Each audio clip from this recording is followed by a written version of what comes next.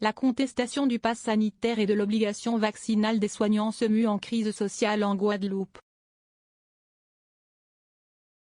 De nouvelles violences ont contraint ces dernières heures le rectorat à suspendre l'accueil des élèves dans les écoles, collèges et lycées. Face à une situation très explosive, Emmanuel Macron a demandé ce lundi à ne rien céder aux mensonges et à la manipulation.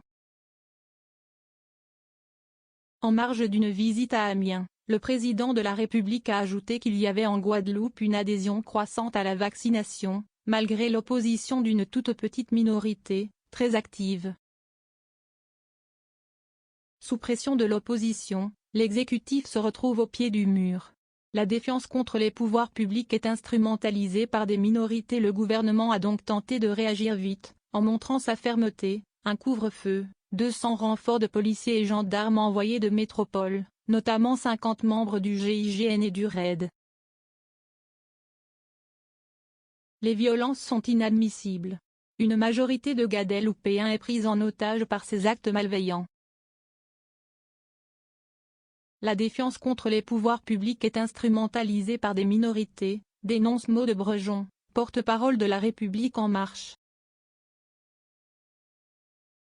30 personnes soupçonnées d'avoir participé aux violences urbaines devaient être jugées dès lundi en comparution immédiate à Pointe-à-Pitre, selon le procureur de la République. Rétablir l'ordre public est une priorité, mais il faut en parallèle rétablir le dialogue, ajoute la macroniste. À ce titre, le Premier ministre, Jean Castex, tient en fin d'après-midi une réunion de crise en visioconférence en présence des plusieurs ministres, ainsi que des élus guadeloupéens. L'objectif est de mettre tout le monde autour de la table, ministres et élus locaux, pour trouver une solution durable. Voir quelles solutions on peut apporter, sur la crise sanitaire comme sur les sujets sociaux plus profonds, assure une source gouvernementale.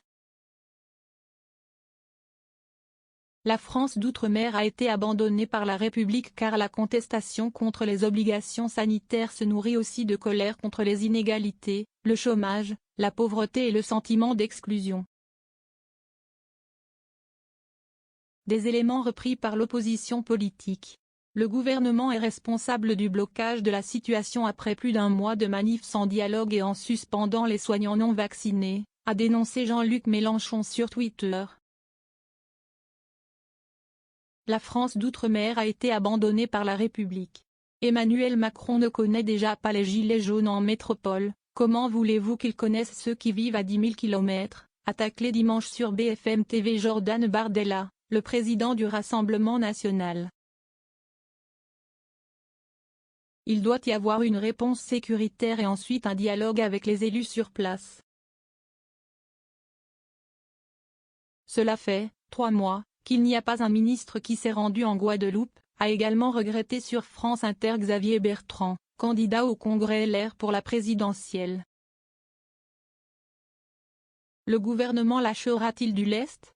Il est nécessaire que l'État, au plus haut niveau, entende la souffrance et l'inquiétude des Guadeloupéens, parce que la situation est quasiment insurrectionnelle, s'est inquiété sur France Info Olivier Servat, député LREM de Guadeloupe, qui a appelé à échanger pour des solutions différenciées et adaptées à la situation sur l'île.